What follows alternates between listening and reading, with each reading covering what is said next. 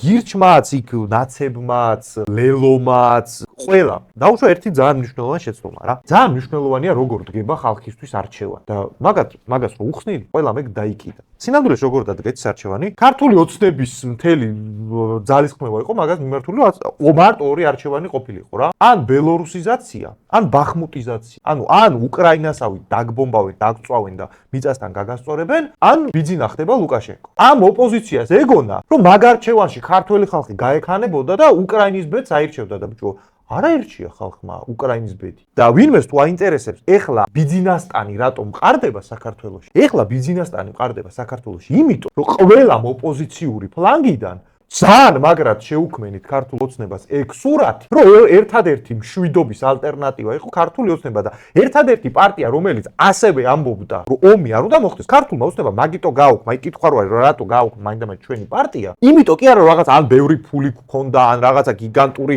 რესურსები.